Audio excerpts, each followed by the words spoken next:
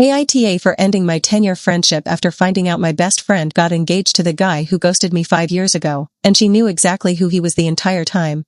I'm going to try to get this all out without rambling too much, but there's just so much context and I'm still processing everything that happened. I'm 30F. My former best friend Sarah is also 30F. We met the very first week of freshman year in the dorms at our state university, different majors but we ended up in the same gen ed classes, started studying together, and by sophomore year we were basically attached at the hip. We lived together off-campus junior and senior year, were each other's +1 to everything, spent every holiday break either at her parents' house or mine when flights were too expensive. After graduation we both moved to the same city for jobs, got an apartment together for another 2 years until she bought a condo and I rented my own place a few neighborhoods away. People legitimately thought we were sisters. We had those friendship necklace things, inside jokes that went back a decade, the works.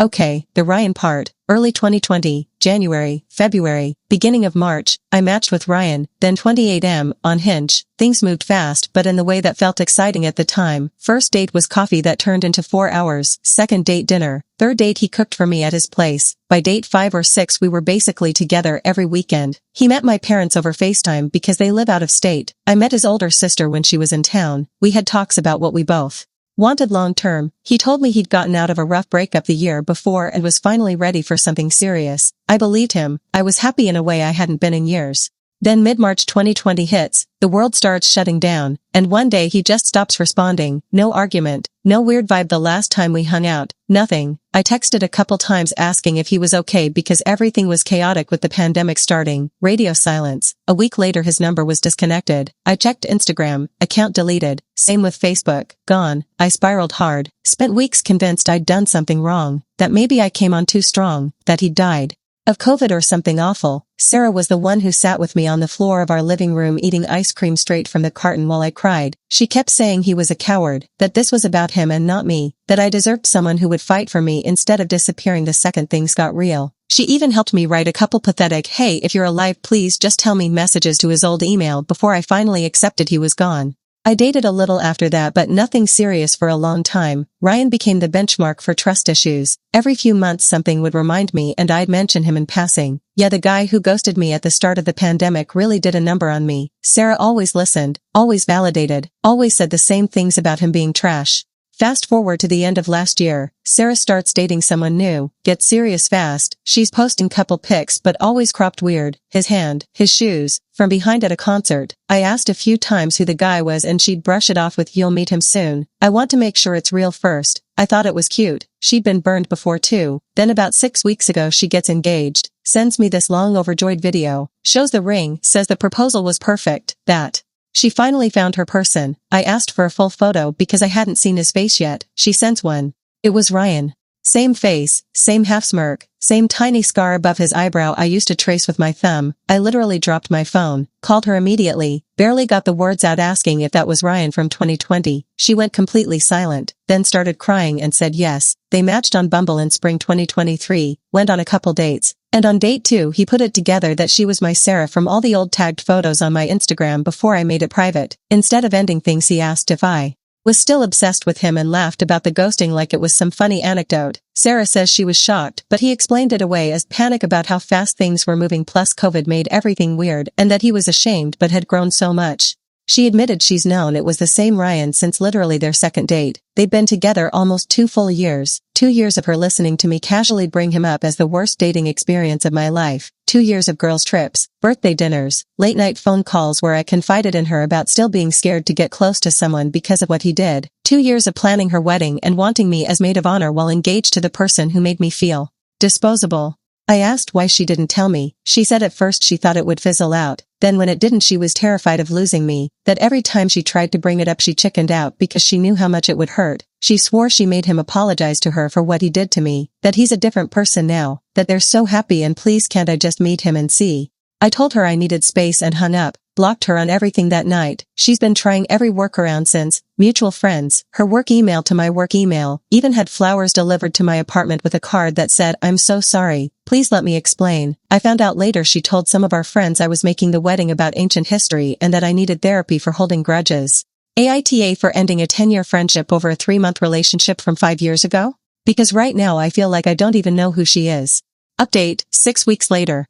First off, thank you to everyone who messaged. Some of you were brutal, but a lot of you made me feel less insane. The past 6 weeks have been a special kind of exhausting. Sarah has tried every possible avenue to get me to talk. New numbers, new Instagram accounts, emails with subjects like "I miss my best friend." She showed up at my apartment twice. First time I didn't answer. Second time she sat in the hallway crying loud enough that my neighbor texted me. I had to threaten to call the building manager before she left. Then she escalated, showed up at my job. I work in project management for a mid-sized tech company downtown. She waited in the lobby for over an hour until one of my coworkers recognized her and brought her up as a surprise. She had the actual bridesmaid dress in a garment bag, was holding it up saying she already paid for it and it's my favorite color and please can we just talk for 5 minutes. Started crying in the middle of the open office. Security escorted her out and my manager gave me the rest of the day off. Ryan finally texted from a number I didn't have blocked. Long paragraph about how sorry he is for 2020, that he was in a bad place, that he hopes I can find peace and let Sarah be happy because she loves me so much. I didn't answer but forwarded it to the one friend who's fully on my side.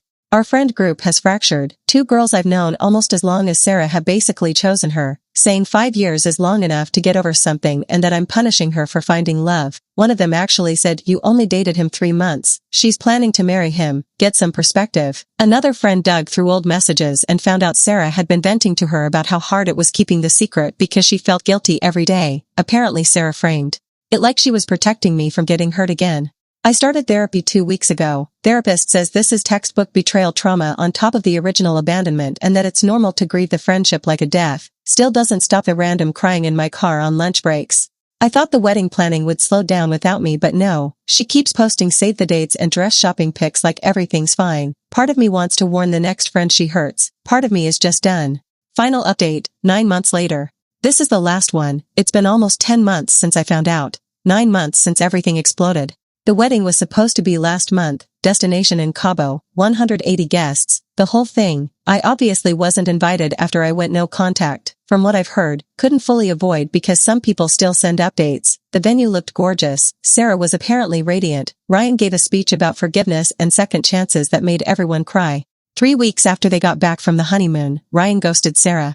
Not a fight, not even a conversation, just woke up one morning and he was gone, took his clothes, his gaming setup, emptied their joint savings, about $18K she'd been putting away for a house down payment, left the ring on the counter with a note that said, "I realized I'm still not ready for this kind of commitment. You deserve someone who is 100% sure. I'm sorry." Blocked her, her entire family, changed his number, deleted socials, exact same playbook as 2020, just with way higher stakes. She tried to reach me every way possible, finally got through on my work phone because someone transferred her call thinking it was a client. She was hysterical, sobbing so hard I could barely understand her, saying she sees now, that she was so stupid, that she's sorry over and over, asking if we can please meet. I let her talk for maybe 3 minutes, told her I was sorry this happened to her, and hung up, blocked that number too.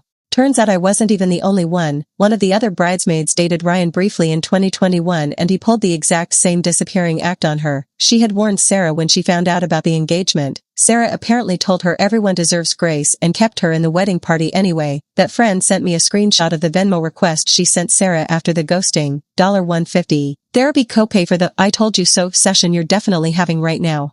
Sarah moved back in with her parents, deleted every wedding photo from Instagram, took his last name off everything, the full unravel. Her mom reached out asking if I'd consider meeting Sarah for coffee because she's not doing well at all. I said I hope she gets the help she needs but I'm not the person for that anymore. Some of our old friends have trickled back apologizing for not believing me. The group chat is dead. I've kept most of them at arm's length, too little too late. I'm in a better place than I was, dating someone new, slowly, first guy I've let in since all this. He knows the entire saga and just says my ex-friend did me the biggest favor by showing her true colors before I wasted another 10 years. Do I feel a tiny bit of vindication? Yeah, I'm human. Do I also feel awful that she's going through exactly what she watched me go through while secretly dating the person who did it to me? Sometimes, most of the time I'm just tired. The friendship I thought I had for a decade turned out to be conditional on her convenience. That hurts more than Ryan ever did. Life's quieter now. My apartment doesn't have her stuff in it anymore. My weekends aren't planned around her. Some nights I still scroll too far back on my phone and see old photos of us and have to put it down. But I'm okay, or getting there. Thanks for listening over the months. This account's retiring for good.